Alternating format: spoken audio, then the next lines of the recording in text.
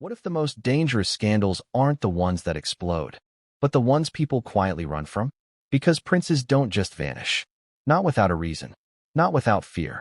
And yet, in the middle of Montecito's manicured calm, behind tall hedges, armed gates, and carefully curated silence, something happened that sent shockwaves through royal watchers, online investigators, and Hollywood whisper networks alike. Prince Harry didn't issue a statement. He didn't release a podcast episode. He didn't correct the headlines. He left. No cameras. No farewell. No explanation. And that's when the internet did what it always does when silence appears. Before we continue, please hit the like button, subscribe to the channel, and turn on the notification bell for updates. It filled the gap. Now let me ask you something, and be honest.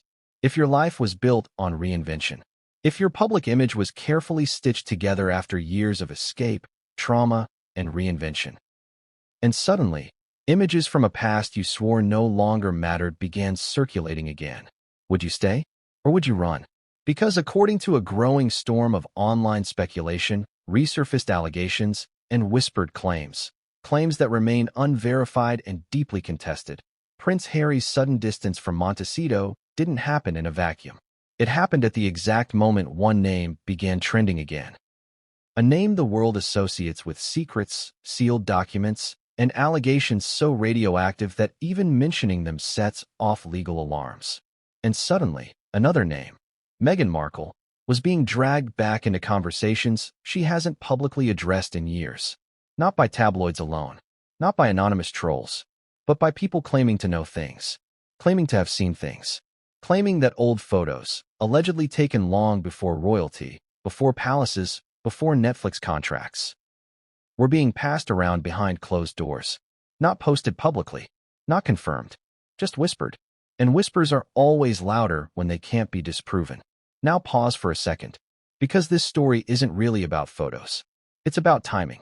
Why now? Why, after years of relative quiet on this front, did old rumors suddenly resurface with new urgency?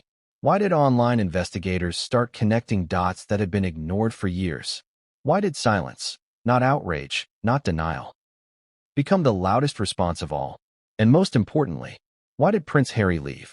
The Montecito home was supposed to be the end of the road, the safe haven, the place where the past finally stopped chasing him.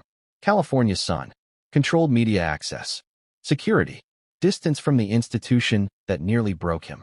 So when reports began circulating that Harry was no longer staying there consistently, that he was traveling, relocating temporarily, keeping a low profile, people noticed. Neighbors noticed. Industry insiders noticed. Online communities noticed. Because when someone who's been defined by running suddenly runs again, people ask why.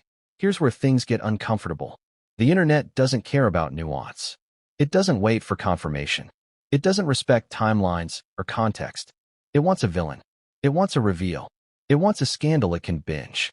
And Meghan Markle, fairly or unfairly, has become one of the most polarizing figures of the modern era. To some, she's a symbol of independence and resistance. To others, she's a lightning rod, blamed for everything from royal fractures to cultural shifts. And when a person becomes symbolic instead of human, facts stop mattering as much as narratives. That's why when rumors began circulating, alleging that old yacht photos tied to elite social circles were being exposed again, the reaction was immediate and vicious. Not because the claims were proven, but because people wanted them to be. Because scandal is addictive, and nostalgia for outrage is real. But here's the twist most people miss. None of this started publicly. There was no press conference, no verified document drop, no confirmed release of images. Instead, it began the way modern scandals often do, with screenshots of screenshots, with a source who saw it, with someone who knows someone. And then, silence. No denial, no confirmation, just a prince leaving town. Ask yourself this. If the allegations were completely baseless, would there have been a swift legal shutdown? And if they were credible, would there be silence? Or is the truth far more uncomfortable? That sometimes responding gives life to a story that would otherwise die. And sometimes, leaving is the safest move of all. Prince Harry knows something most celebrities don't. He knows how stories metastasize. He watched his mother be hunted by cameras. He watched rumor become reality through repetition. He watched lies turn lethal. So when speculation begins circling his family, especially involving his wife, his children, and a past he cannot control, instinct takes over. Fight or flight. And history suggests Harry chooses flight. But this time, it wasn't just the media chasing him. It was the internet. Forums dissecting timelines. Comment sections weaponizing screenshots. Creators building entire channels around connecting the dots. And somewhere in the middle of that digital wildfire, the word expose began appearing next to names no one wants associated with theirs, even falsely. Now let's be clear. There is no verified public evidence confirming the authenticity of any alleged photos. There is no official documentation tying Meghan Markle to criminal activity. There are no proven legal links. But here's the brutal truth of modern reputation. You don't need proof to destroy someone. You just need momentum. And momentum was building. So Harry left. Not dramatically, not loudly, quietly. And quiet moves scare people more than loud ones. Because when someone leaves without explanation, observers start creating their own. Was it to protect his children? Was it to distance himself legally? Was it strategic advice from lawyers who've seen this movie before? Or was it something simpler, fear? Fear that no matter how much you reinvent yourself, the internet never forgets. Fear that old associations, even untrue ones, can still poison the present. Fear that the life he built was once again under siege. And now, we arrive at the question that changes everything. What if this scandal, real or not, was never about Meghan at all? What if it was about power? About who controls narratives? About who survives when public curiosity turns predatory? About how easily the public is manipulated by suggestion instead of evidence? Because the moment Harry left Montecito, the speculation exploded. And that tells us something. Silence isn't neutral anymore. Silence is interpreted as strategy, as guilt, as fear.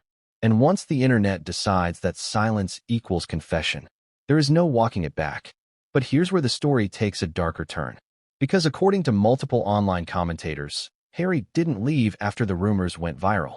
He left before the headlines, before the YouTube thumbnails, before the comment wars, which raises a chilling possibility. What if the storm we're seeing now is only the echo?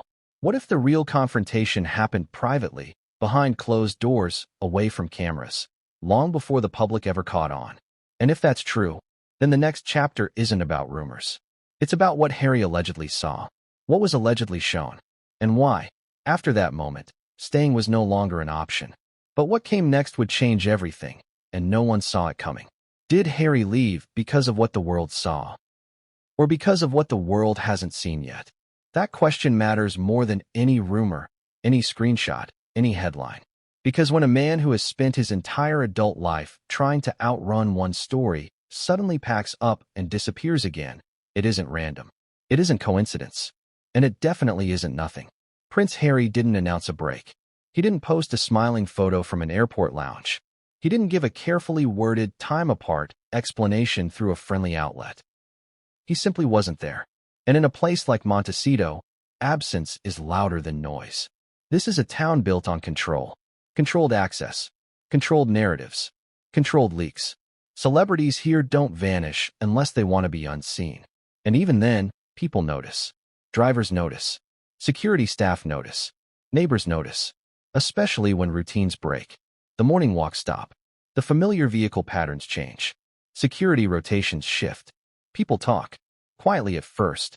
Then louder. At first, the whispers were almost respectful.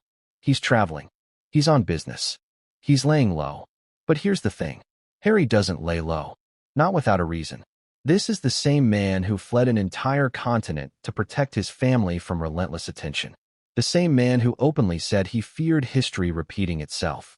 The same man who has repeatedly insisted that safety and privacy are not luxuries. They're survival. So when he chooses distance, it's never casual. And yet, the timing of this distance made even seasoned watchers uneasy. Because his absence didn't happen after a public scandal. It happened before. Before the hashtags. Before the reaction videos. Before the endless comment threads arguing about what was real and what was imagined. Which forces an uncomfortable question. What did Harry know, and when did he know it? Let's slow this down. Because stories like this don't begin with a bang. They begin with a shift. a subtle change in behavior that only makes sense in hindsight. For weeks, everything appeared normal on the surface.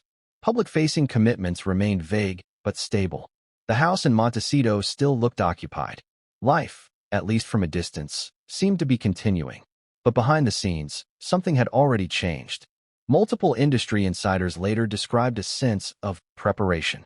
Not panic. Preparation. Schedules rearranged. Meetings postponed. Travel windows quietly opened. And then, suddenly, Harry was gone. No spectacle. No trail. Just distance. Ask yourself this.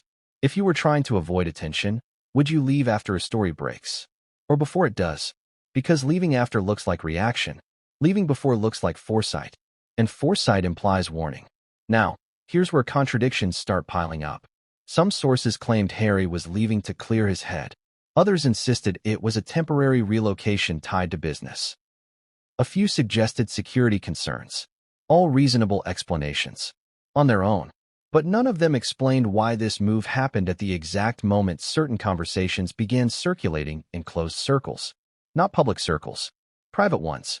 The kind that don't trend until someone decides they should. Rumors don't always start online. They often start in rooms where phones are put face down. Where names are mentioned carefully. Where phrases like "this can't get out" are followed by "but what if it does?" And according to several online commentators who claim to track elite rumor networks, there was a noticeable shift in tone behind the scenes weeks before the public ever caught on. Less curiosity, more urgency. That's the kind of energy that sends people moving. Now, let's talk about Montecito itself. Because this wasn't just any home. This was the symbol, the final chapter. The proof that Harry and Meghan had landed somewhere safe, wealthy, and insulated from the chaos they left behind. It was meant to represent control. So when Harry stepped away from that symbol, intentionally or not, it sent a message. And the message wasn't comfort. It was instability. People began asking questions they hadn't asked in a long time. Is everything okay? Are they still united? Is something coming? Because here's the reality most fans and critics don't like to admit. Harry has always been reactive. Emotionally intelligent, yes. Self-aware sometimes. But reactive. He moves when he feels threatened. He speaks when he feels cornered. And he retreats when he feels overwhelmed. That pattern has never changed. So when he retreats again, this time without explanation, it activates alarm bells. Especially for those who remember what happened the last time Harry felt hunted. Now think about the timing again. While Harry was pulling back, online chatter was quietly escalating. Not trending yet. Not visible to casual observers. But growing. Small accounts posting vague insinuations. Longtime forum users resurfacing old discussions. Creators hinting that something big was coming. You've seen this pattern before. First comes the suggestion, then the curiosity, then the repetition, and finally, the outrage. But at this stage, Harry was already gone. Which means whatever triggered his exit likely wasn't the outrage phase. It was the suggestion phase. The most dangerous one. Because suggestions are hard to fight. You can't disprove a whisper. You can't sue a question mark. You can't correct a vibe. And when the vibe turns dark, even innocent people get swallowed by it. Here's where the story tightens. Several observers noted that while Harry stepped away, Meghan did not. Her public posture remained steady, controlled, unchanged. No emotional outbursts. No frantic denials. Which led to wildly different interpretations. Some saw strength. Others saw calculation. But what if it was neither?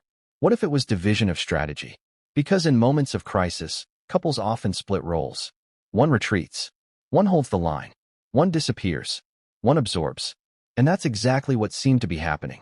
Harry distanced himself physically. Meghan maintained the public-facing calm. That's not chaos. That's planning. And planning suggests anticipation. Now ask yourself this. If you truly believed nothing was coming, would you plan at all? This is where speculation becomes uncomfortable because it touches on motive. Not guilt. Not innocence. Motive to protect. Harry has always been motivated by protection. His mother. His wife. His children. His own mental health. So when he moves, it's usually because he believes staying would do more harm than leaving. And that belief doesn't come out of nowhere. It comes from information. Private information. Information the public doesn't have. And that brings us to the moment many insiders point to as the true turning point. A conversation. Not a meeting. Not a confrontation. A conversation.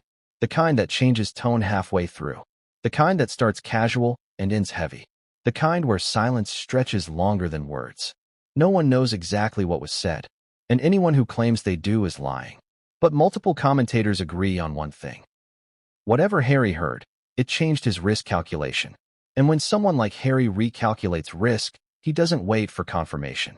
He acts. He leaves. Now let's talk about why this exit rattled people so deeply. Because if Harry had stayed, the story might have fizzled. Another rumor cycle. Another online storm that burns itself out. But leaving turned curiosity into suspicion. It made people lean forward. It made them dig. Because absence invites investigation. Suddenly, every old photo was re-examined. Every past association was reframed. Every silence was interpreted. And the more Harry stayed away, the more the narrative filled itself in. That's the trap. When you don't speak, others speak for you. And sometimes, they speak cruelly. But here's the contradiction. If Harry stayed and denied everything, he would have amplified the story. If he left, he looked afraid. There was no winning move. Only damage control. So he chose the option he's chosen before. Distance. And that decision tells us something critical. Not about truth. About fear. Fear of how fast stories move now. Fear of how little evidence they require. Fear of how permanently reputations can be scarred. Harry understands this better than most. He's watched narratives spiral out of control. He's watched lies become accepted truth through repetition. He's watched institutions fail to protect people when they should have. So when he senses a storm forming, real or imagined, he doesn't wait for rain. He runs. But here's the part that shifts everything. According to several online timelines, Harry's exit predates the most widely shared rumors by days. Not hours. Days. Which suggests this wasn't reactive panic. It was preemptive. And preemptive action means someone believed something was coming. Something damaging enough that proximity alone was a risk. And that brings us to the question that defines this entire story. What exactly was Harry trying to get ahead of? Because the moment he left Montecito, the speculation didn't just grow. It sharpened. People stopped asking if something was happening and started asking what. And in the background of that shift, another rumor quietly took hold. That Harry didn't just leave to protect himself. He left because he was shown something. Something private. Something disturbing. Something that made staying impossible. And if that's even partially true, then the Montecito exit wasn't the story. It was the warning. Because what came next wouldn't unfold in public. It would unfold behind closed doors, on screens, in hushed voices. And once those doors closed, nothing would ever feel the same again. What if the most powerful weapon in a scandal isn't evidence, but memory? Because memory doesn't need to be accurate to be convincing. It just needs to feel familiar. And old photos, especially the ones that resurface years later, don't just show faces. They trigger stories people think they already know. That's why this chapter matters more than any rumor, any name, any whispered allegation. Because once an image from the past re-enters the present, it doesn't come back alone. It brings assumptions. It brings rewritten timelines. It brings judgment. And suddenly, facts stop being investigated, and narratives start being enforced. Ask yourself this. Why do people trust old photos more than new explanations? Because photos feel permanent. Explanations feel flexible. And when a photo appears, real, edited, miscontextualized, or completely misunderstood, it creates an illusion of certainty. This happened. This person was there. This proves something, even when it doesn't. Especially when it doesn't. That's why old photos are dangerous. Not because they reveal truth, but because they pretend to. Now let's rewind. Before the internet turned into a courtroom, before comment sections became juries, before creators built entire careers dissecting pixels and body language, back when cameras captured moments without knowing how they'd be judged decades later. Because here's something most people forget. A photo doesn't tell you why someone was somewhere. It doesn't tell you what happened before or after. It doesn't tell you what someone knew or didn't know at the time. But the internet fills in those blanks aggressively. And once it does, good luck correcting it. That's the trap Prince Harry found himself staring at. Not a verified release. Not a confirmed expose. But the possibility of images from a distant past being reframed through the harshest So when whispers began circulating that old yacht photos were being discussed again, photos allegedly tied to elite social scenes from a very different era, the danger wasn't in what they showed. It was in what people would project onto them. Because the modern audience doesn't ask, what did they know at the time? They ask, what do we know now? And then they judge backwards. That's how reputations get rewritten overnight. That's how innocent associations become damning symbols. And that's how panic spreads faster than facts. Now pause, because this next part is uncomfortable. The internet has trained itself to believe that proximity equals complicity. If you were there, you knew. If you knew, you participated. If you participated, you're guilty. No nuance. No timeline. No investigation. Just association. And old photos thrive in that environment. They flatten complexity into a single frozen moment. And that moment becomes a weapon. Now imagine being Harry. You already know how cruel retroactive judgment can be. You've watched your family be dissected endlessly. You've watched decades-old decisions be judged by modern outrage. You've lived inside a media machine that never forgives and never forgets. So when you hear that images from your wife's pre-royal life are being whispered about again, not verified, not released, but rumored to exist, your mind doesn't go to "this is nothing." It goes to "this could become everything." Because once images enter the conversation, logic leaves it. And this is where the internet's obsession becomes dangerous.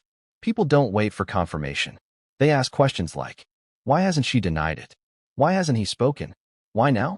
And those questions mutate into accusations. Silence becomes suspicious. Calm becomes calculated. Distance becomes guilt. But here's the contradiction no one wants to face. If you respond loudly to rumors, you legitimize them. If you ignore them, you empower them. It's a no-win scenario. And old photos make it worse because they feel tangible. You can argue with words. You can't argue with pixels, even when those pixels prove nothing. Now let's talk about how old images actually spread. They don't explode publicly at first. They circulate privately. Group chats, DMs, private forums, whisper networks. People saying, have you seen this? Others replying, I can't believe it. And before you know it, the existence of the image becomes more important than the image itself. Because belief spreads faster than evidence. And belief doesn't need proof. It needs repetition. That's when creators step in. Not journalists. Not investigators. Content opportunists. People who understand that outrage pays. That curiosity converts. That scandal retains attention. They don't need to show the photo. They just need to talk about it. Allegedly. Reportedly. Sources claim. 3 words that destroy reputations without proving anything. And once those words are spoken enough times, the audience fills in the blanks themselves. Now here's the part that changes how we understand Harry's exit. Old photos don't threaten everyone equally. They threaten people who have something to lose now. If you're already canceled, nothing changes. If your reputation is already shattered, there's no leverage. But if you've rebuilt your life, carefully, intentionally, old images become landmines. They don't just attack who you were. They threaten who you are now. Your children, your partnerships, your future. And Harry understands that threat intimately. He knows how quickly public sympathy flips. He knows how narratives harden. He knows how impossible it is to unring a bell. So when the possibility of old images resurfacing enters the equation, the question isn't whether they're real. It's whether they'll be believed. And belief is the real danger. Because once people decide what a photo means, truth becomes irrelevant. Let's talk about context, the thing photos never provide. Yacht culture, elite parties, social scenes. These environments are chaotic by nature. People come and go. Invitations are vague. Associations are superficial. Being present doesn't mean being involved. Being photographed doesn't mean being aware. But the internet doesn't care. It wants clean villains and clean victims. And anything that disrupts that simplicity gets ignored. Now imagine how this looks from Harry's perspective. You're watching history repeat itself. A woman you love being reduced to symbols. Her identity flattened into a narrative others control. Her past dissected without mercy. And you know where that road leads. You've seen it end in tragedy before. So when the first whispers surface, not even publicly, just enough to feel the temperature change, you don't wait. You move. Because you know what happens next. The whispers become videos. The videos become headlines. the headlines become questions, and the questions become verdicts. That's how modern scandals work. And that's why old photos are lethal. They bypass logic and go straight to emotion. Shock, disgust, outrage. And once those emotions take over, reason doesn't stand a chance. Now here's something most people don't consider. Old photos don't just affect public opinion. They affect legal strategy. Even unverified images can create pressure. Pressure on partners. Pressure on sponsors. Pressure on institutions that don't want association with controversy, proven or not. So when Harry steps away, it may not be fear of guilt. It may be fear of collateral damage. Because once the story turns visual, everyone connected becomes vulnerable. And that includes children. And that's the line Harry never allows to be crossed. So ask yourself this. If you believed old images could be misused to rewrite your family's story, would you stay in the spotlight? Or would you create distance before the storm hits? Because here's the part that should unsettle you. Old photos don't need to exist to do damage. They just need to be rumored. The idea of them is enough. And once that idea takes hold, denial doesn't erase it. It amplifies it. So Harry did what he's done before. He stepped back, not to confess, not to concede, but to limit exposure. And that decision, quiet, strategic, unsettling, tells us something crucial. This wasn't about reacting to a scandal. It was about preventing one from becoming uncontrollable. But prevention has a cost. Because when you leave, people assume the worst. They assume fear equals guilt. They assume silence equals confirmation. And they never stop to ask the most important question of all. What if the danger wasn't the photos, but what people would do with them? Because the internet doesn't seek truth. It seeks satisfaction. And nothing satisfies like tearing someone down with something that feels visual, concrete, undeniable, even when it isn't. And that brings us to the next turning point in this story. Because as conversations about old photos intensified, another name began circulating more loudly. A name that turns rumors into nuclear reactions. A name that guarantees attention, fear, and legal chaos the moment it's mentioned. And once that name entered the narrative, this story stopped being about images from the past and became about power, silence, and who controls the story now. But the moment that name surfaced, everything accelerated. Because what came next didn't just raise questions. It changed the stakes completely. What happens when a rumor stops being vague and suddenly gets a name? Because there are rumors that float, and then there are rumors that detonate. This was the second kind. Up until this point, everything lived in suggestion. Old photos, whispers, unverified claims moving quietly through private spaces. Uncomfortable, yes. Dangerous, maybe, but still abstract. And then a name entered the conversation. Not casually, not publicly, carefully, almost reluctantly. The kind of name people lower their voices to say. The kind of name lawyers hate seeing typed. The kind of name that instantly changes how every rumor is interpreted. Because once that name appears, no one asks, "Is this true?" anymore. They ask, "How bad is this going to get?" That's the shift Prince Harry couldn't ignore. Because this wasn't just a celebrity scandal anymore. It was radioactive. Let's be precise here. Nothing new was proven. Nothing was officially released. Nothing was confirmed. But perception doesn't wait for confirmation. And when that name began circulating alongside whispers of old photos, the entire narrative recalibrated in real time. Suddenly, the internet wasn't just curious. It was hungry. Because that name carries weight. Not just emotional weight, but historical weight. It drags decades of unresolved trauma, public outrage, and moral panic behind it like a shadow. And once you're even loosely associated with it, fairly or not, escape becomes almost impossible. That's why this chapter isn't about guilt. It's about contamination. Reputational contamination. Because in the modern age, association alone can destroy you. Ask yourself this. Have you ever noticed how quickly nuance disappears once certain names are involved? Context collapses. Timelines blur. Assumptions harden. People stop asking what someone knew or when they knew it. They jump straight to judgment. And the internet rewards that behavior. Outrage spreads faster than caution. Certainty spreads faster than doubt. So when that name entered the conversation, even indirectly, the stakes multiplied overnight. This was no longer about a past lifestyle or misunderstood images. This was about proximity to a symbol of everything people fear, despise, and want to punish. And that's when silence stopped being neutral. It started looking strategic. And strategy invites suspicion. Here's where things get complicated. Because the name didn't surface through official channels. It surfaced through implication. Through phrasing like connected circles, overlapping social scenes, same environments. Language designed to suggest without asserting. And suggestion is powerful because it protects the speaker while poisoning the subject. No one had to say, this person did something. They only had to say, isn't it strange that? And suddenly, the audience does the rest. Now imagine being Harry at this exact moment. You're not reacting to headlines yet. You're reacting to trajectory.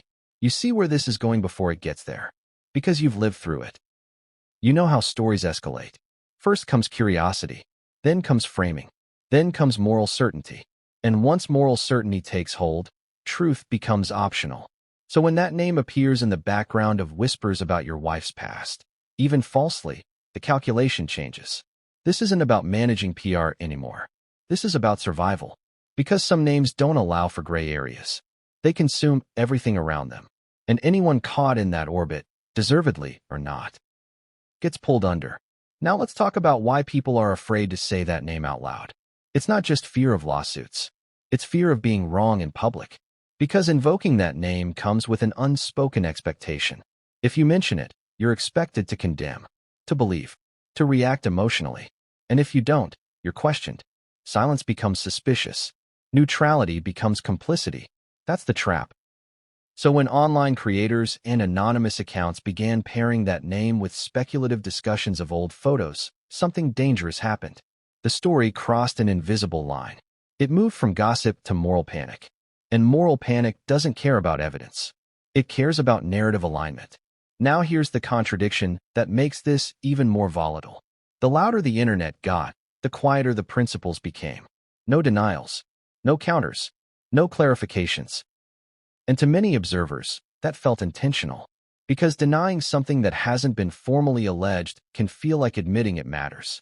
But not denying it feels like confirmation to people who want it to be.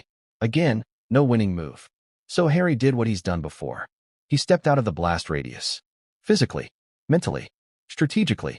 But that only fueled the fire. Because now people weren't just asking questions about the past. They were asking questions about the present. Why is he gone now? Why not stand united? Why not shut this down immediately? And that's when the speculation turned inward. People stopped focusing solely on the allegations and started analyzing Harry's behavior. And behavior is easier to attack than facts, because behavior feels personal. Now let's address something uncomfortable. The internet doesn't actually want answers that IT wants confirmation of what it already believes. And for people who have long distrusted Meghan Markle, this moment felt like validation. Not because anything was proven, but because the narrative felt familiar. Powerful men, secret worlds, hidden pasts. It fits a story people already know. And stories people recognize feel true, even when they aren't. That's the danger of invoking names tied to collective trauma. They override skepticism. They bypass reason. They turn suspicion into certainty. So when that name started being whispered alongside old rumors, Harry's exit took on a different meaning. It stopped looking like stress and started looking like foresight. Because anyone who understands media knows this. Once a story links a person to a symbol of evil, even incorrectly, it doesn't matter what you say afterward. The damage is done. So the real question isn't whether the rumors were true. It's whether Harry believed they would be believed. And belief is the real currency here. Now consider this. If you were advised by lawyers, crisis managers, or security experts that a narrative was about to cross a point of no return, would you wait for confirmation? Or would you move preemptively? Because preemption isn't guilt. It's strategy. And Harry has always been strategic when it comes to avoiding harm. But here's where the story takes a darker turn. Because as that name gained traction, a new layer emerged. Claims, still unverified, that certain things weren't just being discussed. They were being shown. Privately. Behind closed doors. On screens. Not leaked publicly. Not released officially. But passed around quietly. And whether or not those claims are true almost doesn't matter. Because the idea of them is enough to change behavior. Enough to scare people. Enough to trigger exits. Enough to redraw boundaries. And suddenly, Harry's absence looked less like avoidance and more like containment. Containing fallout, containing exposure, containing damage. Not because something happened, but because something could be made to look like it did. And that's the cruel reality of the internet age. Truth doesn't arrive first.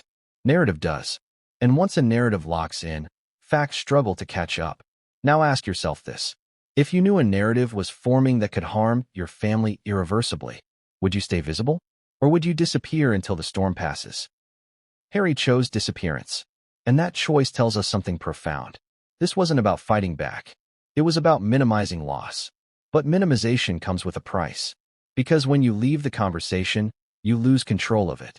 And that's exactly what happened next. As Harry stayed silent and distant, others filled the void. Creators speculated more boldly. Commentators drew sharper conclusions. Audiences hardened their opinions. And the name that started as a whisper became an anchor. Everything else got pulled toward it. Every rumor reinterpreted. Every silence reanalyzed. Every past moment re-examined.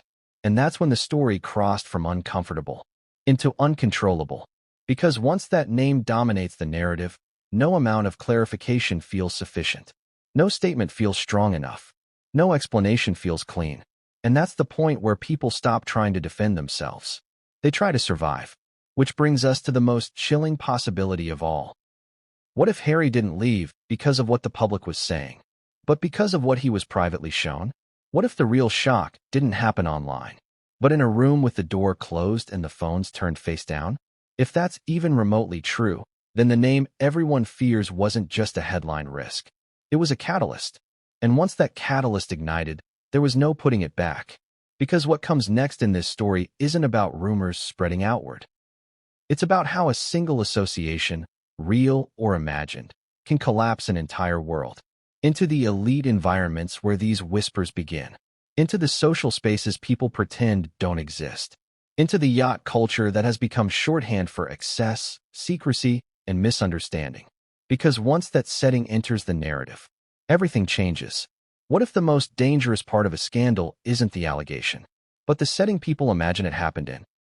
Because the moment the word yacht enters a story like this, logic steps aside. Yachts don't feel neutral to the public. They feel secretive.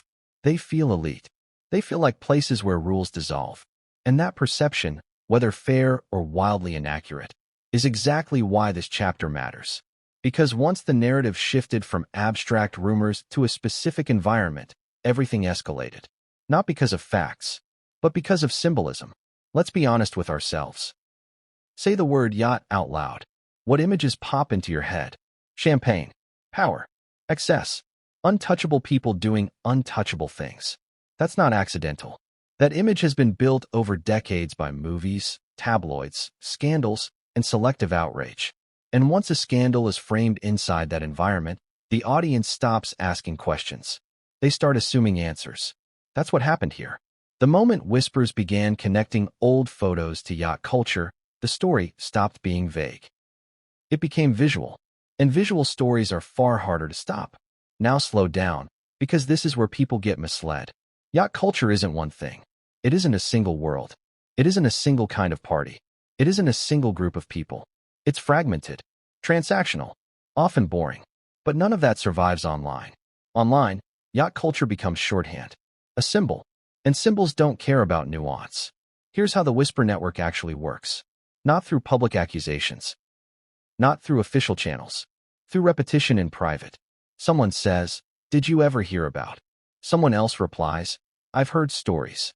Another adds, "Apparently, it was common back then." No sources, no dates, no accountability, just vibes. And those vibes harden into everyone knows. That's how reputations get rewritten. Because the Hollywood Whisper Network doesn't operate on proof. It operates on plausibility. If something sounds like it could be true, it spreads. And yacht stories always sound plausible. That's why they're dangerous. Now think about how this intersects with Meghan Markle's pre-royal life. She wasn't born into aristocracy. She wasn't insulated by generational power. She moved through industries where access often came through proximity. Hollywood, entertainment, social events, places where people meet people. That alone makes her vulnerable to rumor. Because in spaces built on networking, Simply being present becomes suspicious in hindsight. The internet doesn't ask, what was she doing there? It asks, why? And resentment doesn't require evidence. It requires emotion. Let's talk about Hollywood rumor economics for a moment. In Hollywood, relevance is currency. People stay relevant by knowing things or claiming to. And when someone famous becomes vulnerable, suddenly everyone remembers something. Stories resurface. Old acquaintances speak up. Third-hand accounts become first-hand truths. And the more sensational the story, the more likely it is to spread. Yacht rumors are sensational by default. They don't need embellishment. They arrive preloaded with judgment. Now here's the contradiction. Most of the people who repeat these stories have never been on a yacht. They don't know how these spaces actually function. They imagine secrecy where there is often boredom. They imagine debauchery where there is often networking. But imagination is more compelling than reality. So the whisper network thrives. And once whispers turn into content, the algorithm takes over. Videos titled with question marks. Thumbnails hinting at exclusive footage. Comment sections filled with certainty masquerading as concern. And suddenly, an environment becomes a verdict. Now let's talk about how this affected Harry's calculus. Up until this point, rumors lived in ambiguity. But the moment yacht culture entered the frame, ambiguity collapsed. Because yachts don't feel ambiguous to the public. They feel incriminating. So Harry wasn't just facing rumors about images. He was facing a narrative that placed those images inside a world people already hate. And that's when fear becomes rational. Because once a story fits into a pre-existing moral framework, it doesn't need proof. It needs repetition. And repetition was accelerating. Creators who had never spoken about Harry and Meghan before suddenly had opinions. Old clips were re-edited. Past interviews were recontextualized. Innocent photos were framed as evidence. All of it speculative. All of it unverified. But all of it sticky. Now ask yourself this. If you knew your family was about to be pulled into a narrative that thrives on implication rather than fact, would you fight publicly? Or would you reduce exposure and wait? Harry chose reduction. Because fighting a whisper network is nearly impossible. You can't refute something that isn't formally alleged. You can't disprove a vibe. And once yacht culture becomes the backdrop, the vibe does the work. Here's where this story gets even more unsettling. The whisper network doesn't just talk. It trades. Information. Access. Silence. Stories are leveraged for relevance, protection, or distraction. And when someone powerful enough becomes vulnerable, whispers turn into weapons. Not necessarily to destroy, but to control. That's why proximity matters. And that's why Harry's distance mattered so much. Distance is a boundary. It says, we're not playing this game. But boundaries anger whisper networks. Because silence denies them oxygen. So the response is escalation. More hints. More speculation. More dramatic framing. And that escalation feeds the algorithm, which feeds the audience, which feeds belief. That's the loop. Now consider this from Meghan's perspective. You've spent years trying to move forward. You've built a family, a brand, a new identity. And suddenly, people are dragging you backward into a space defined entirely by other people's fantasies. Not because of evidence, but because it's convenient. That kind of erasure is violent. And Harry knows that. He's watched women in his life be reduced to symbols before. So when the yacht narrative gained traction, his reaction wasn't just defensive. It was protective. Protective of his wife. Protective of his children. Protective of a future that depends on not being consumed by speculation. And that protection required distance. Because staying visible would have made them targets. Now let's confront an uncomfortable truth. The public doesn't actually want clarity. It wants confirmation of suspicion. And yacht rumors confirm suspicion effortlessly. They don't need logic. They don't need timelines. They just need suggestion. And once suggestion hardens into belief, even innocence feels suspicious. That's the cruel paradox of modern scandal culture. The cleaner your public image, the more shocking the fall people want. So when Harry left Montecito, it didn't calm the storm. It validated it, in the eyes of those already convinced. Which brings us to the next critical shift in this story. Because as yacht rumors spread and whisper networks grew louder, the focus subtly moved. It stopped being about where something may have happened and started being about who people believed Meghan Markle really was. Not the woman she is now, but the version they wanted to resurrect. And once that shift occurred, this story stopped being about environment and became about identity. And identity-based narratives are the hardest to dismantle because they don't rely on facts. They rely on belief. And belief is stubborn. So while the public argued about yachts and photos, something far more dangerous was happening quietly. Meghan was being redefined, not by evidence, but by implication. And Harry saw it. He saw how quickly a woman can be turned into a character, a trope, a cautionary tale. He'd seen it before. And that's why this chapter matters. Because once yacht culture entered the narrative, the scandal stopped being about images. It became about rewriting a life.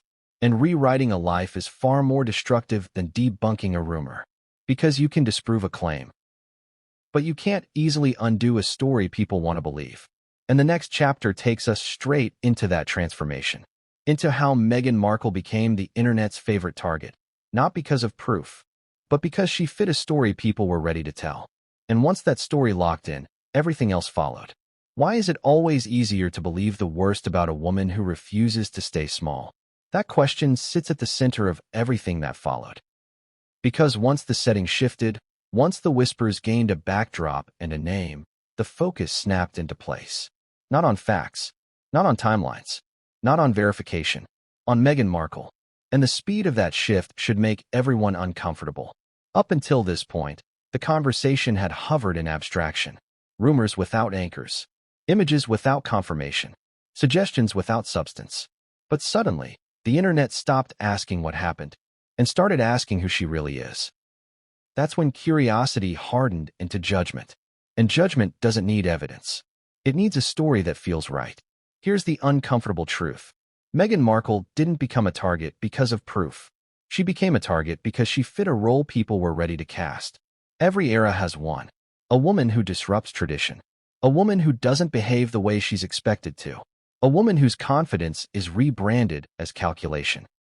Once that archetype takes hold, everything she does gets reinterpreted. Silence becomes strategy. Ambition becomes manipulation. Privacy becomes secrecy. And in moments like this, the internet doesn't ask whether it's fair. It asks whether it's satisfying. Let's slow this down and be precise. Before royalty, before palaces, before global attention, Meghan Markle was an actress navigating Hollywood. A space defined by networking, proximity, and opportunity. That alone is enough to trigger suspicion in online spaces obsessed with purity narratives. Because Hollywood, in the public imagination, is never just a workplace. It's a moral minefield. And women who succeed there are often assumed to have done something wrong to get ahead.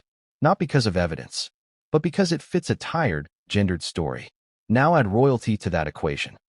A woman who enters one of the world's oldest institutions without pedigree, without aristocratic blood, without deference. That's not just disruption. That's provocation. So when the yacht narrative emerged, it didn't create a new story. It activated an old one. The climber, the opportunist, the woman with a past. Never mind that men with far more documented histories rarely face the same scrutiny. Never mind that proximity doesn't equal participation. Never mind that rumors are not facts. The story was already written. The internet just needed a reason to dust it off. Ask yourself this. Why did speculation about Meghan spread faster than speculation about anyone else connected to these whispers? Because outrage is selective. And Meghan Markle sits at the intersection of multiple biases. She is a woman. She is outspoken. She challenged tradition. She left an institution that many people still defend emotionally. And people don't forgive that easily. So when whispers began circulating, many weren't looking to investigate. They were looking to confirm what they already believed. That she was never who she said she was. That she was hiding something. That the past would catch up with her. These phrases appeared everywhere. Not because they were proven, but because they felt narratively neat. And narrative neatness is intoxicating. Now let's talk about the role of contradiction. Meghan Markle has always existed in contradiction. Praised as a humanitarian, then accused of performative activism. Criticized for speaking out, then criticized for staying silent. Attacked for leaving the royal family, then attacked for not leaving quietly enough. There is no winning position. Because the criticism isn't about behavior. It's about control. The internet is uncomfortable with women who don't accept the story assigned to them. And Meghan never did. So when rumors began framing her past through a lens of suspicion, many people didn't ask if it was fair. They asked if it was finally proof. Proof of what? That's the telling part. Proof of a feeling. A feeling that she was always wrong, always deceptive, always off. That's not investigation. That's projection. And projection thrives online. Now consider how this impacts Harry. Because this isn't just about public opinion. It's about watching someone you love be stripped of complexity, reduced to a character, flattened into a narrative that refuses to see growth, context, or humanity. Harry knows this pain. He's lived inside it. He's watched his mother be mythologized and demonized in equal measure. He's seen how quickly compassion turns into consumption. So when the internet turned its gaze fully onto Meghan, it wasn't new. But the intensity was. Because this time, the story wasn't just critical. It was moralizing. And moralized narratives don't allow redemption. They don't allow uncertainty. They demand condemnation. That's when silence becomes dangerous. Because silence gets framed as avoidance. And avoidance gets framed as guilt. Now let's examine the role of timing again. The whispers didn't emerge during a scandal Meghan created. They emerged during relative quiet. Which means the outrage wasn't reactive. It was opportunistic. People were waiting. Waiting for a moment to reopen old grievances. Waiting for a reason to reframe her story. Waiting for something, anything, that felt like justification. And when rumors surfaced, even unverified ones, they didn't hesitate. They pounced. That's why the reaction felt disproportionate. Because it wasn't just about allegations. It was about release. A release of years of resentment, frustration, and unresolved anger directed at one person. Now ask yourself something uncomfortable. If the same rumors had surfaced about someone less polarizing, would the reaction have been the same? Probably not. Because outrage is amplified by familiarity. And Meghan Markle has been made hyper-familiar through years of relentless coverage. People think they know her. They think they understand her motives, her personality, her flaws. That illusion of intimacy makes judgment feel justified. But it isn't. It's dangerous. Because once someone becomes an avatar for public frustration, facts stop mattering. What matters is how well the story scratches an emotional itch. And this story scratched many. Now let's talk about the role of silence again. Meghan didn't respond publicly. No denials. No emotional appeals. No explanations. To some, that felt arrogant. To others, strategic. But consider another possibility. What if responding would only deepen the damage? Because addressing rumors often legitimizes them. And in an environment where speculation thrives, even denial becomes content. Screenshotted, analyzed, reframed. Harry and Meghan have learned this the hard way. Every response becomes a new hook. Every clarification becomes a new argument. So sometimes, silence isn't avoidance. It's containment. But containment doesn't satisfy the internet. It frustrates it. And frustrated audiences escalate. They dig harder. They speculate louder. They fill in gaps more aggressively. That's exactly what happened here. The lack of response became part of the story. Why won't she speak? What is she hiding? If it's not true, why not say so? These questions multiplied, not because they were logical, but because they fueled engagement. And engagement rewards certainty over nuance. Now consider the emotional toll of being targeted this way. Every old photo reinterpreted. Every past relationship scrutinized. Every decision reframed. It's not just invasive. It's erasing. Erasing growth. Erasing context. Erasing the right to change. And that's what makes this chapter critical. Because the internet didn't just speculate about events. It speculated about identity. Who Meghan really is. What she always was. What she must be hiding. Those phrases strip someone of their present self. They trap them in a past others define. And Harry understands the danger of that. He's seen how people get frozen in time by public perception. How no amount of truth can thaw it. So when Meghan became the focal point, Harry's calculus changed again. This wasn't about managing a rumor. It was about protecting a person from being consumed by a narrative. And protection doesn't always look like fighting. Sometimes, it looks like withdrawal, distance, privacy, boundary setting. That's why Harry's exit mattered so much. It wasn't abandonment. It was insulation. Insulation from a story designed to escalate. Because once a woman becomes the internet's favorite target, the cycle doesn't stop on its own. It intensifies. And the next stage is always the same. More extreme claims, more dramatic framing, more pressure to respond. And when response doesn't come, the speculation mutates again. Which brings us to the next shift in this story. Because as Meghan became the focal point, the conversation began to change tone. It stopped asking questions. It started making declarations. And declarations don't invite debate. They demand allegiance. That's when sides form. And once sides form, the truth becomes collateral damage. The next chapter explores that moment. The moment when speculation crosses a line. When private whispers are said to turn into something else. Something shown. Something presented. Something that, according to some, changed everything behind closed doors. And whether or not those claims are true, their existence alone altered behavior, altered strategy, altered lives. Because once the internet decides who the villain is, the hunt begins. And what came next would push this story into a far more dangerous phase. What if the reason Harry left wasn't strategic at all, but instinctive? Because there are moments when logic shuts down, when planning collapses, when the body reacts before the mind catches up. And for Prince Harry, those moments are not theoretical.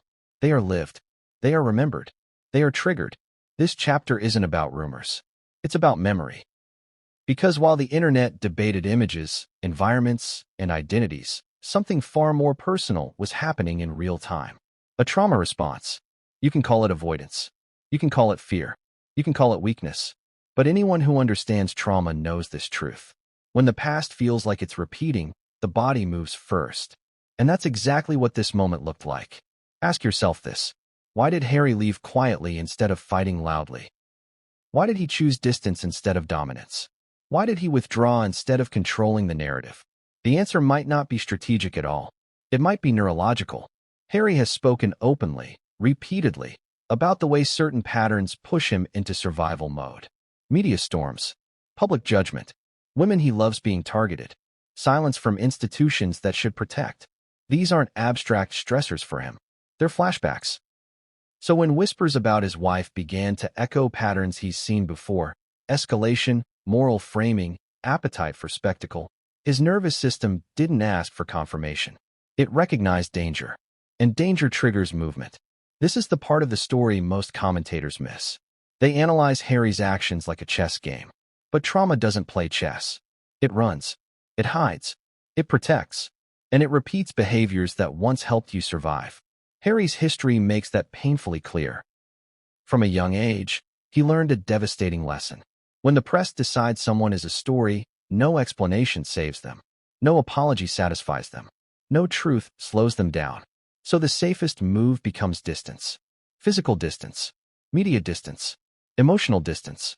That pattern isn't new. What's new is the trigger. Because this time, the target wasn't him. It was his wife. And that changes everything. When Harry feels attacked, he can endure it. He's done it before.